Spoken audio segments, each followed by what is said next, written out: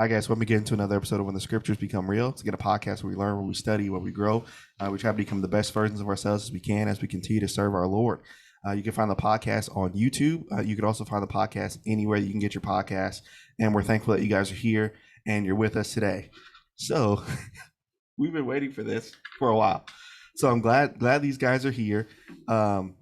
If you watch the promo, you'll understand. That's all I gotta say. If you watch the promo, you'll understand. But I'm glad to have these guys here. So in our area, we're having kind of a young adult study each month, and I've really gotten to know these guys, and was really looking forward to working with them and seeing how we can help people. So I'm really thankful that these guys are here. And so I'll give it to Dylan first to kind of introduce himself, and then I'll give it to Brandon, and then we'll get started. It's new to me to work a microphone. Hey guys, I'm Dylan. I'm from Arnold. I've worked there pretty much my whole life. We have a young adult group there, or a college group that we normally hang out with, and we study and we have a good time. I'll move it over to Brandon here. Why don't you go ahead and speak in there? My name is Brandon Kuykendall. I'm also part of the Arnold Church of Christ, part of the same young adult group. We call it the Anchors. Me and Dylan and a few others are a part of. Ooh, you guys have a name. Yes, official name. It's a mix up of names.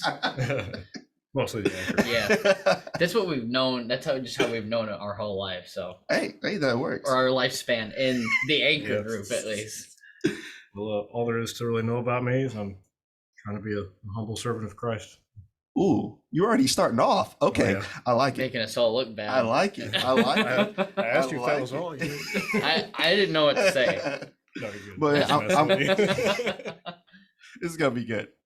I'm really excited to have these guys, and it's always good to meet other young men who are trying to grow and trying to be what the Lord wants them to be. There's just kind of a natural bond there as we're getting better together. This is what we want to do for each other while we're here, but we also want to do that for you guys as you guys are listening. So here's our topic of what we're talking about: learning to let go. Right, learning to let go. And so I want to start off here with a weird story that I heard a long time ago, but it was about a little girl who wanted a pet. And so she wanted a pet, and normally you think like, I want a bird or a dog or a cat. She's like, no, I want a squid. I was like, okay. She wanted a squid, so her parents got her one. Some people, that's really? Dinner. Yes. So got her a squid. So she goes in, puts the squid in the container, and so that's where the squid has to be in order for that girl to show the squid she cared about it. So as days went by, she's like, man, I just love the squid. I just want to hold it. So she gets it and she takes the squid out. And remember on Looney Tunes where they would squeeze their necks? Oh. So literally she would grab the squid and just wouldn't let go. But to her, she was like, I love it though. But to the squid, you're literally killing me right now. So the parents like, what are you doing? You got to put it back. And so when we talk about learning to let go, I think a lot of times, especially in our Christian walks, sometimes we can hold on to things that the Lord doesn't want us to hold on to. But even if we have great intentions with a job or, with work or with whatever you want to put in that blank, but maybe it's not the right thing at the time, or maybe it's not the right thing in general to really hold on to like that little girl held on to it. So I kind of want to pass a question here. So I'll give it to Brandon here. Why is it so hard, or why do you think it is so hard for us to let go sometimes? Well, I like the illustration you used with the girl there in the squid, and she's wringing out. Great imagery. Yeah. I think that's kind of illustrates why it's hard, because our scope of understanding will always be very limited. There's only so much that we'll be able to expand.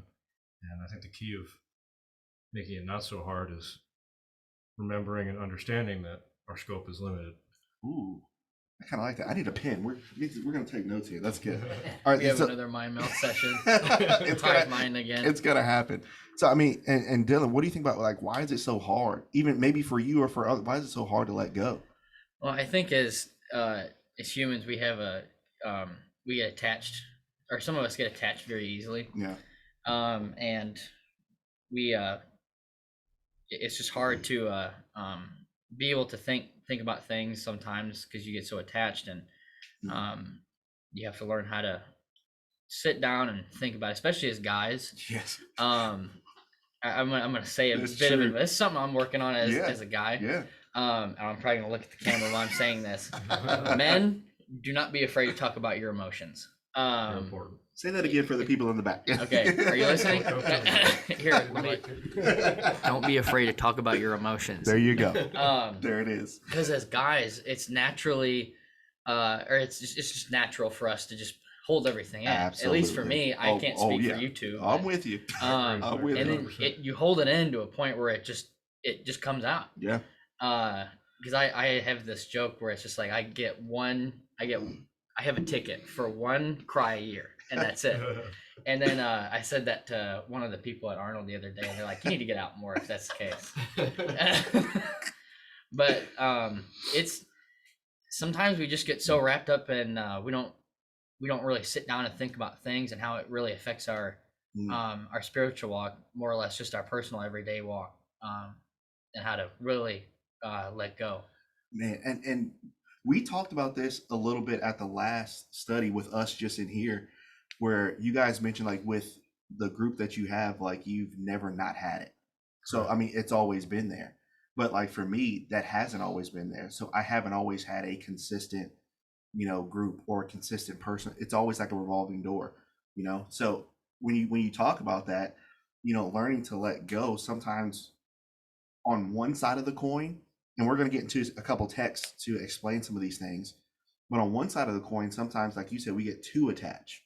But on the other side, when we see that it doesn't work, then we detach like too far. So it's like, you know what, it's never going to work. So I'm just going to be by myself and just isolate. So it's hard as we find that balance. But as we kind of talk about this, guys, learning to let go, there's a lot of stuff in scripture. It's kind of one of those topics where we know the scripture talks about it, but we never really dig in to see what it has to say. Right.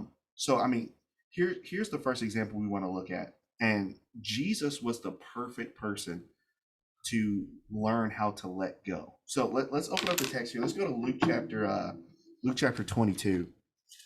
Luke 22, and if one of you guys could read verse number 32, we'll kind of talk about how Jesus let go here. Luke 22, verse 32. Yeah, you got it. All right, Luke 22, verse 32. Is that correct? Yep. But I have prayed for you that your faith may not fail. And when you have turned again, strengthen your brothers.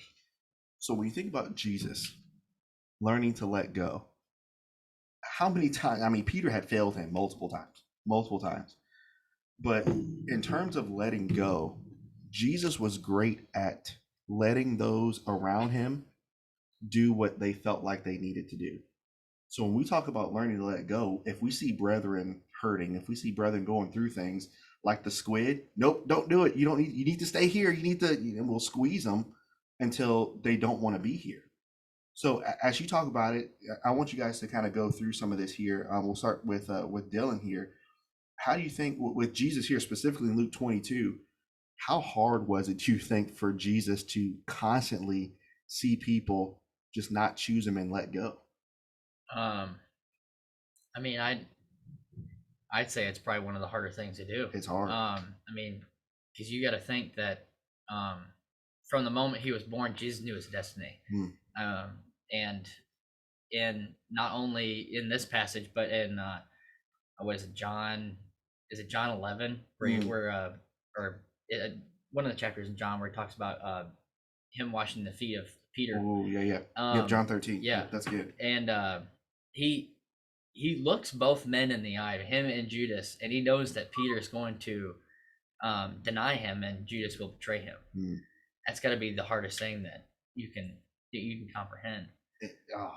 And so as you talk about that, Brandon, what are your thoughts on how Jesus was great at learning to let go here instead of holding on?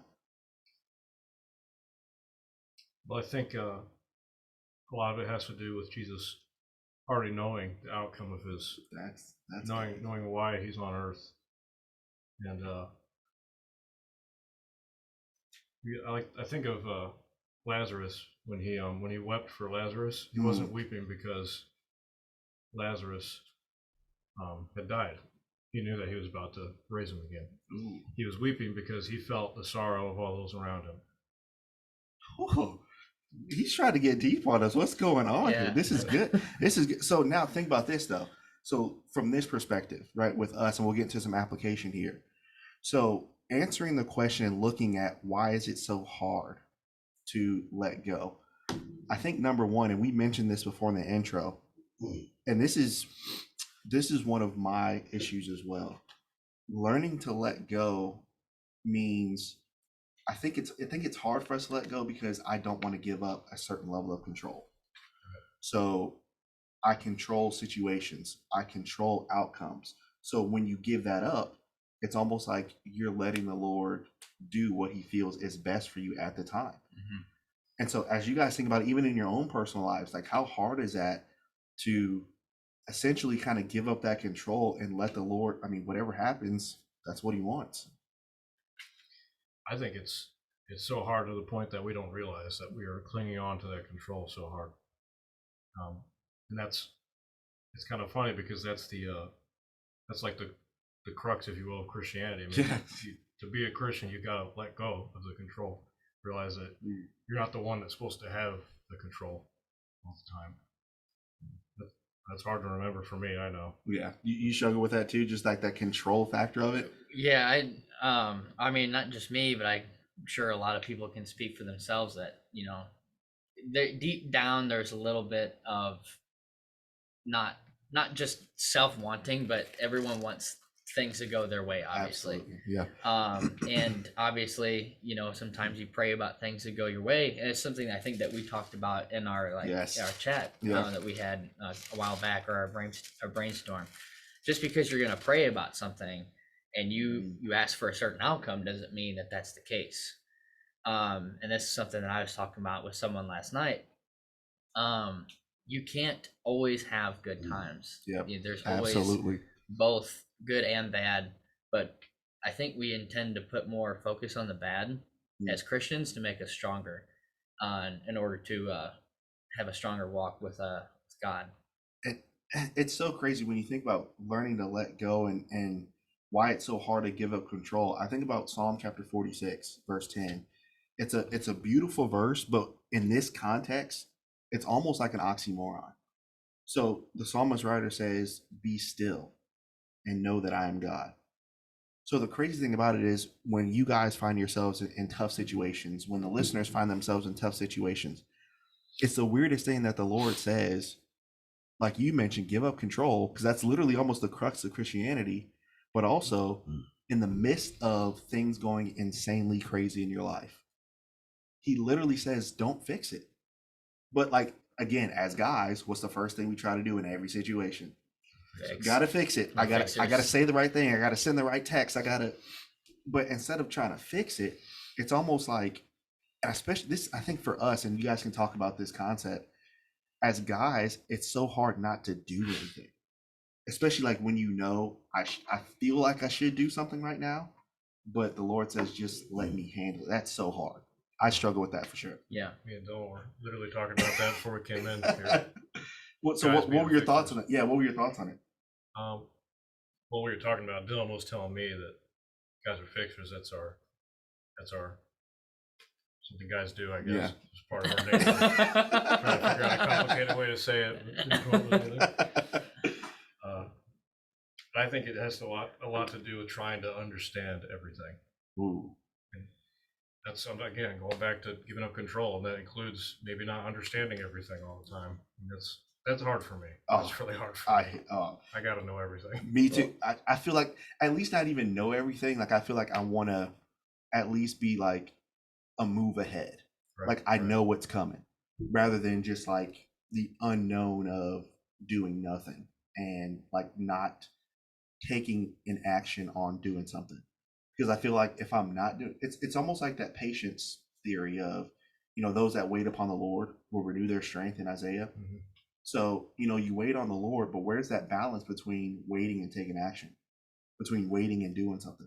So, I mean, it's tough because now you always kind of find yourself, am I supposed to say something? Am I supposed to do something? Or am I just supposed to just let it ride, see what happens? So, I mean, a lot of people I think struggle with that concept. But as I look more into this, guys, here's one of the things I want to look at too. I think another reason why it's tough to let go, and you guys mentioned a lot of stuff with understanding, with control. I think number two, it's hard to let go because we just look with our physical eyes of what we see. So, you think about Hebrews chapter 11, right? Verse, I believe it's verse number 1, right? So it talks about, faith there. So it mentions now faith is the substance of things hoped for, right? But the evidence of things not seen. I think a lot of times what we can do is, because I don't see it and because I don't see it happening, I got to do something. Right. So you guys ever struggle with that concept of using these eyes rather than the eyes of faith? I do, certainly. I mean, 100%. Humans aren't physical beings, but we are currently piloting physical forms. And that's how we perceive the world, is through our physical form. And it's all we know. And we gotta learn to see past that, see through it. I couldn't tell you how. I haven't quite figured that out yet. Me neither. But like, even with you, Dylan, like as we talked about it, even in here, it's almost like, and I think you mentioned this before, talking about, like we mentioned the just man, right, in Psalm 37. We mentioned a lot of things, but in terms of, we really mentioned Psalm 23 a lot, talking about walking through the valley. Mm-hmm. And you mentioned sometimes we just don't want to walk through the storm, but we rather go to a good time. Yeah. I feel like that we always, I mean, I can't speak for everyone, but a lot of people try to search for more of a good time than they do working out. And this kind of goes to what I was talking about before, where I'm trying to learn how to, I had a thing to where I was gonna apply by, where if it's like, say you ask me a biblical question, right? Okay. And I can't give you a good enough answer. Right. I won't answer. Right. Or you get not even just biblical question, I just don't answer. Any question, right? Kind of goes back to the not really saying what you think, Mm-hmm. and being able to say what's on your mind, and holding things in again. I guess that's where I'm going back to, but yeah, it goes back to that. That's and when you think about it, guys, that's a struggle in terms of talking with other people for me, but that's also, it's easier to talk to the Lord about things. But in terms of talking to the Lord and talking to others like I talk to him, it's like literally I can sit in here in this office with a pizza and a TV and literally just look at the wall and not say anything for 10 hours. I'm completely satisfied. Yeah. Completely satisfied. So, when things happen and when it gets tough, I'm naturally, okay, cool. So I'll go back and I'll just go to my zone. I'll go to my zone and I'm fine with that. But again, there's a benefit to it, but there's also that disadvantage of you're not doing anything. You're not growing. You're not going through the problem. So, I mean, again, Psalm 23 verse 4, yea, though I walk through, right, the valley of the shadow of death, you're with me, your rod and your staff, they comfort me. So, I mean, I don't know about you guys, but that's definitely a struggle for me, because I mean, isolation, and I don't do it to avoid people. I do it because that's what I do. I mean, it's how I get work done, just isolate. So, I mean, I don't know if you guys have been there, but it's tough. Well, you mentioned prayer. I gave a Devo on that the other night. And hold up, let me steal an outline. I feel like we don't put enough emphasis on how powerful prayer is, because you and I can't have a proper relationship if we don't talk. Yeah. It's the same way with our relationship with God. He knows everything that we do. He sees it all. He knows how you tick. Yeah. So it's only, I mean, it's we need to be stronger in our relationship with him. Yeah. I mean, when you think about our prayer life, guys, and Brandon, when we talk about it, it's almost like with the communication, and that's, again, since we're talking about what we struggle with, communication is one of my things too, because again, it's just so easy to just isolate. Right. But when you think about with God, he expects us to talk to him, right? Pray without ceasing, right? First Thessalonians. But also, like, we can't have a proper relationship if we don't let him talk to us, though. So I think we can be out of balance. And again, Brandon, what do you think about this as your thoughts of being in imbalance in that communication level with God? As far as prayer goes? Yeah, because it's so easy. It's so easy to just find yourself out of balance, because we can pray all day, but then after we pray, we don't read, we don't study. So it's almost like it's always a one-sided relationship problem. Yeah. I mean, considering that God doesn't literally talk, well, he doesn't talk to me literally. No, yeah, I don't know not you literally. guys, but Not me. The voices are back. Voices are in my head again. Considering that, it is hard to listen for God, and I think instead of like listening and the way we understand listening, we gotta maybe use our physical eyes and look for changes in our life, look for windows. So maybe even a tragedy that might happen, maybe that's God giving an answer to a prayer in one way or another. And it's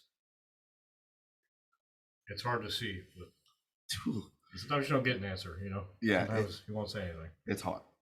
It's hard. You have some on it? I was gonna say, I mean, he doesn't talk to us physically, which I think is what a lot of people have like disconnect That's with true. when it comes to terms of Christianity. But he talks back through the word. That's it. Now obviously it's not gonna be the answer you may be looking for, but he gives an answer nonetheless. Yeah. There is always an answer. Yeah, there's an answer. And the hardest thing about it is with the answer, it's hard to accept it sometimes. So now, think about what I remember Avery did something on Paul, right? With his thorn in the flesh. Lord, take it away. Lord, take it away. Lord, take it away. And he said, no, my grace is sufficient for thee. So, I mean, a part of, and it's so hard as we all grow together and try to be better men and all that stuff. It's hard sometimes to accept the answer. And I think that's why with the squid example, that's why we hold on to what we got, because this is what I see right now and I'm not letting this go. But when you let whatever that is go, then it's almost like you have to accept that it's gone. And that's so tough, because sometimes I think we'd rather stay in pain and hold something rather than let it go and accept it. And that's the best thing. So I think that control is so hard. But again, that's something that we all gotta work on for learning how to let go. That's important. Mm-hmm. Here's the third thing. Here's the last one I want to look at. The third reason I think why it's tough to let go is the unknown. The unknown. So I don't know if you guys, I mean, here in Illinois and Missouri, we hit some fog a lot. So I mean, as you're driving in that fog, you literally can't see anything, like, at all. So the reason why it's so hard to let go of stuff is because we know the moment I let this go, I'm back in the fog. I'm back at square one. So I tell everybody, I hate playing those board games that you like work so hard, and then one roll, one bad card, back to start. Yeah. I hate dude, so much. But like, that's how it feels like in life. Like, you go to a new situation, you go to new jobs, you go to new places, and you come in with, optimism about that job, optimism about school, optimism about certain things in your personal life. And then a card pulls, and then the dice rolls, and then things happen, and then you're literally back at square one. So it's almost like you'd rather not let go and lose than I'm not starting over. Like, I'm just not gonna do it. So I mean, you guys ever struggle with that concept of, like, I gotta go back? Like, I'm back at square one. Yeah. Absolutely. I mean, there's like reoccurring sin in my life. It's like, I had words and I lost them. You work so hard to overcome it for so long. Like, you go, 3-4 months, that particular sin, and then you slip up and you're back to square one. You're back. and it's very discouraging. But you got to remember that's part of the journey. I mean, we're all humans, and we're going to slip up. Yeah. No matter what it is, and you have to keep going, no matter how many times you get set back, because that's what matters. That's what counts in the end.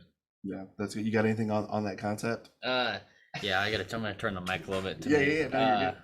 Not to cut away from your time. You're sitting right next to it. But you've had Josh Robinson on Yeah. these things before. Yeah. So we had a Devo at their house a couple weeks ago, and he mentioned something that you should always be improving. Yep. He used to study with someone who I guess in a sense I was cussing, and it's like, well, you've done that today. Well, what about 3 months ago? Were you doing that?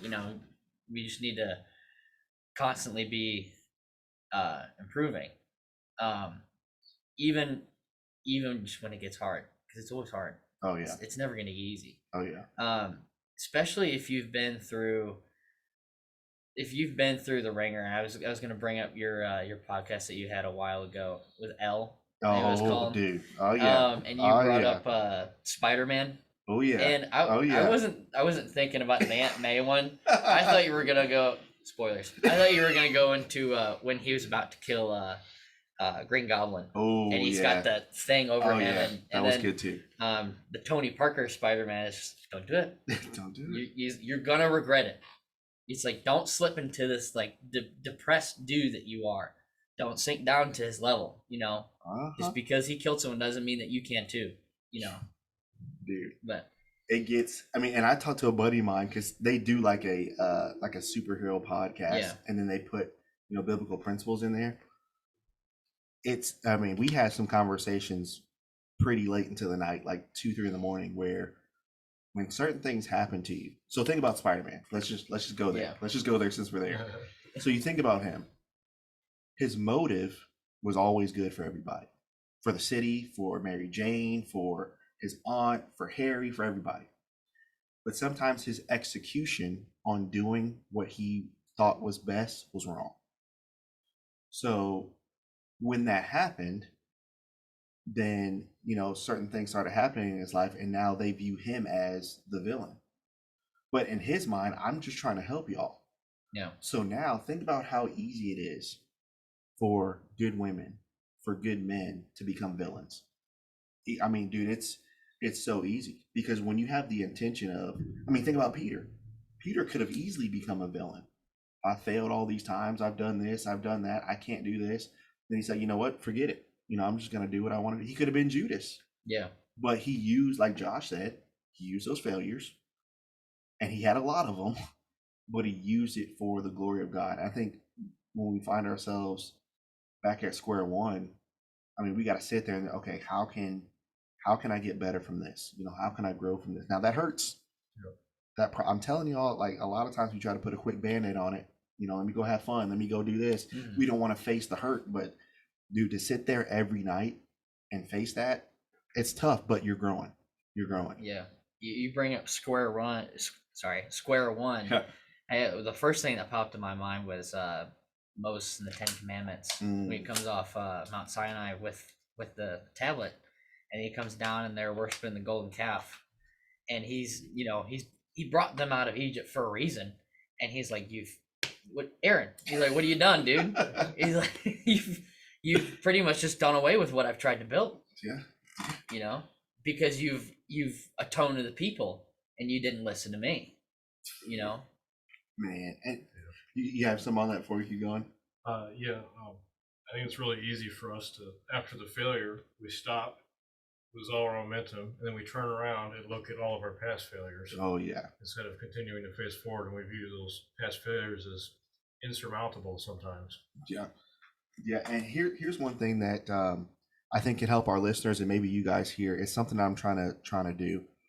So when we find ourselves failing, and a lot of things can fail, right? Job, work, personal stuff, relationships, a lot of things can be in that failure box. Mm-hmm. So the moment you fail, I heard from Michael Jordan's trainer. I'm reading his book right now. He says what Michael did, what was really good, all those years before he won those 6 straight championships, he lost 5, 6 straight years, over and over and over and over and over. So he said he didn't jump up and ask for a trade. He didn't go up and complain to management and say, I want to get out of here. He stayed on the ground. So he said, when you fail, stay on the ground for a while. You know, a lot of people say, when you fail, just get back up, get back on the horse. No. When you fail, stay down there. Understand why you're down there, what happened when you were down there, so you don't have to do it again. Because if you get up instantly and get it and try to be real happy again, you're going to fall the same way you fell. So as we talk about like starting from the beginning, I think a lot of times we fail because we try to get up too quick. Mm-hmm. So, I mean, think about Peter. I mean, when he walked on water, Jesus held his hand, but it was a while before we see Peter trying something again. Peter didn't just instantly the next chapter, all right, I'm ready. Let's do it. I'm ready to walk on water. No, you're not ready yet. So, I mean, just talk about, you know, Dylan, the development process of faith through failure. Wisdom will teach us, obviously, that in order to succeed, you know, you have to fail. Yeah. But I think this is one thing that we were talking about as well when we had I'm just going to keep calling it the hive mind or mind meld. But I think I mentioned self-reflection. Yes. It's very hard to do. It's hard. It's hard work, man. Yeah. And you mentioned trying to get up immediately after you fail. Yep. There's a reason you keep failing. Yep. And if you don't sit back and you don't figure it out, you're not going to get up. I mean, there's a reason why you watch all the I'm just going to call it the high school typical movies, like the football, like Friday Night Lights or something like that. And you see that all right, we're doing the playback. He's like, what are we going to do this time? Yada, yada. You know, there's a reason why we train, we practice, we read, we study. It's in order to be better. You got to constantly be improving. Yeah. And one thing else, you know, I saw someone say, there was a girl who was playing college basketball. She won the championship last year, but this year she lost. So before Kobe passed, he said, hey, so let's figure this out. So they're sitting there about to watch film. He turns it on and she turns it off. I don't want to see it. I don't want to see it. And so Kobe said, that's your problem. We never want to see ourselves as the problem. It's so easy when things in our lives fail. If he or she would have done this better, it would have worked. If they would have done this, it would have worked. If they would have said, it would have worked. What about you, though? You know, what about me? That's a part of that self-reflection of, okay, I understand, you know, everybody else had their role, but what about my role? You know, it always takes two to tango. So It's not always just one person's fault. It's all, okay, what did I do wrong? And it takes some time to really sit there and be like, okay, what did I do wrong? How can I improve? How can I get better? So, I mean, before we move on, Brandon, just talk about the mindset of just sitting there and reflecting on your failure. That's tough. It's hard work. It's very tough. It's very hard. Right. For me, I'm naturally a pretty quiet person. I like to be alone. I like to preach, just sit and think. Yeah. Preach. You two are the opposite. I mean, I'm pretty public. Oh, dude, I can be. Oh, preach. That's good stuff. So when something makes me mad or something, I realize that I said something I shouldn't have, or I thought something I shouldn't have, or did something I shouldn't have. I just sit there and think about it. Yeah. And for me, it comes pretty easy to reflect on those things because I just naturally beat myself up over it. So did we just become best friends? Literally, that's what I. Do I need to leave? I mean, I literally I sense a bromance going on here. It's happening. It's blossoming right in front of your eyes. Like literally, I just had that conversation. Whenever I fail at anything or I lose at something, I can sit here and I can still improve and go to school and all, but I will sit here all day and be like, man, I messed up. Like, man, I lost. Like, man, I didn't get it right. And I will sit there for months, dude. For a month. Now I can improve, but it eats you up. And it's almost like, you know, a championship. You're glad you won, but I remember the losses more than the wins. I remember every loss more than the wins. So, I mean, it gets hard, but sometimes with scripture, if we stay there in that mindset, you know, 2 Peter chapter 3, we can't necessarily grow in the grace of knowledge if we stay in that zone.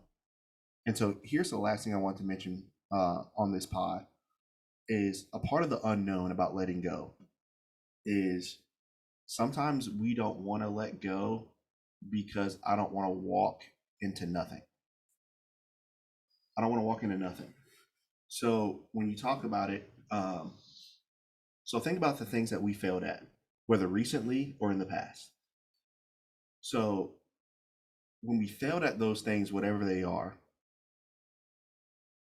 how much easier was it to try to find ways to fix it rather than letting it go and you start over? You start with that one. I'm gonna let you. Could you like elaborate on that? So like from Peter's perspective, right? Okay. So let's say, we try to walk on water, we fail. Okay. Then tomorrow, I deny him. And then the next day, I tell him I don't want you to go. And he says, get behind me, Satan.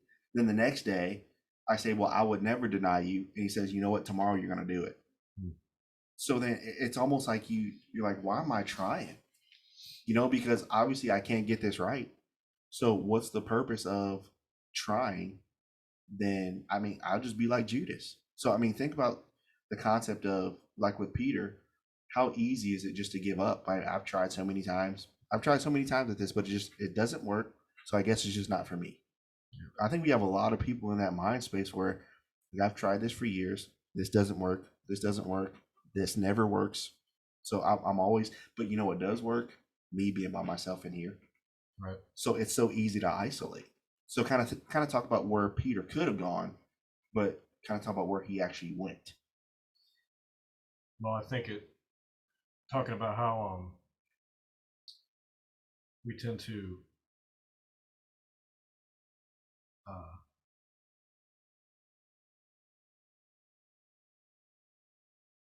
Peter kept failing over and over again, and we tend to kind of assume that the fact that we're failing means that what we're trying to succeed at is not the right path. Yeah. And I think that calls back to trying to bring out the control, or trying to grab onto the control like the girl with the squid.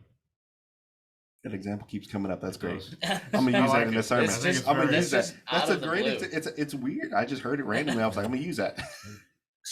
Squid pet, man. It was an interesting pet choice. But realizing that even if you fail over and over and over again, the point isn't to not fail. The point is trying to not fail.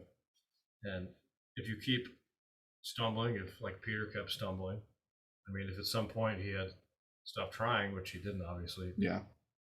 Preach the first gospel sermon. If he had Acts stopped 2. trying, it would be very, very easy for someone like Peter to stop trying, I think, like you said, and very easily become someone like Judas.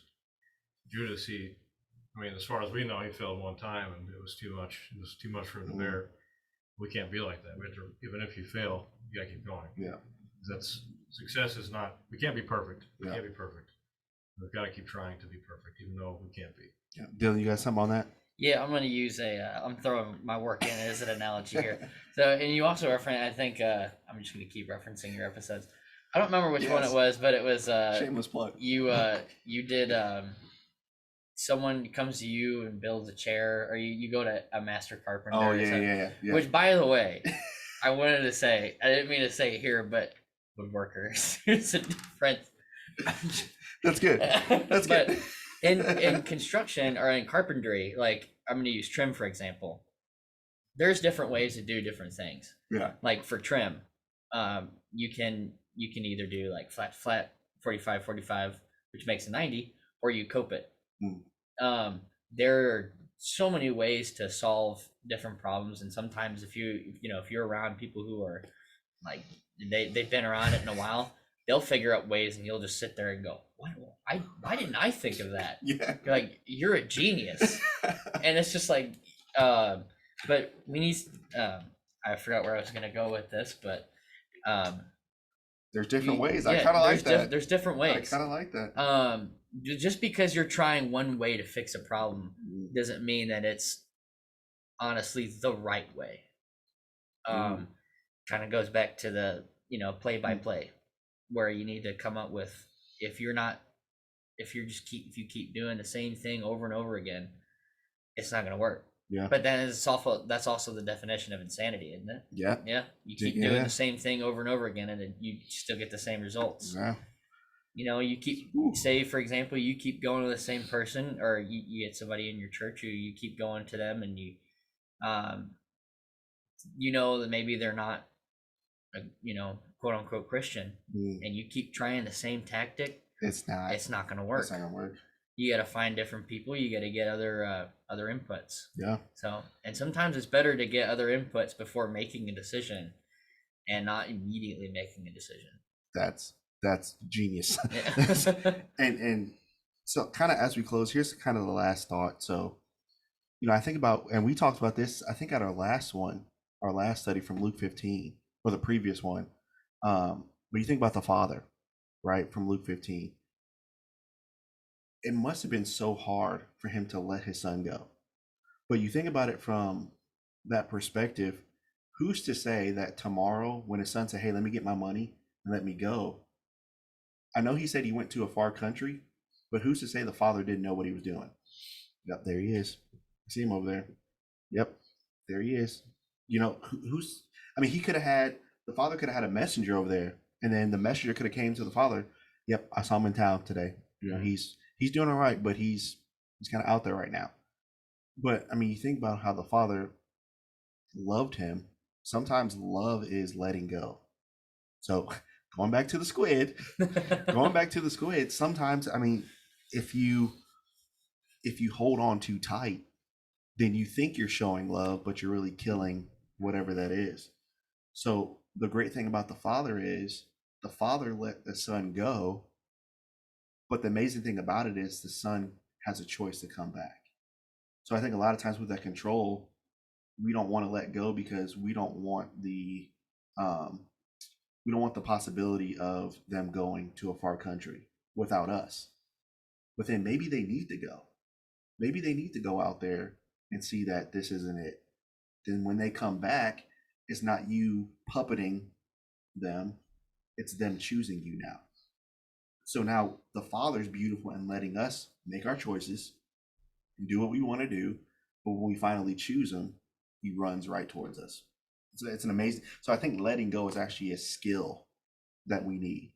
So this has been great. I've got sermons out of this. We've talked about squids. We've talked about voices in our heads. We've talked about a lot of things. We're not insane. We promise. We promise. I might be. I'm also there too. But man, I appreciate you guys, and it's really good to see guys that really want to try to grow and get better.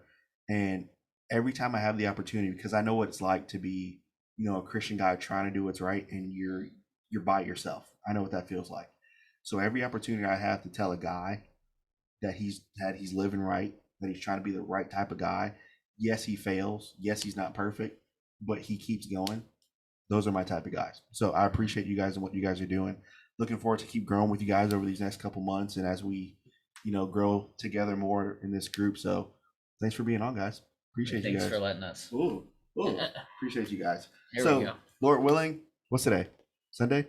Yes. Yes. Almost said the 20th. Is it the 22nd? So yeah, we're gonna be back probably like Friday-ish with another podcast. I got a couple guys coming on. I think maybe Christian and Tucker. So we'll see. But we'll appreciate you guys, and Lord willing, we'll see you guys then.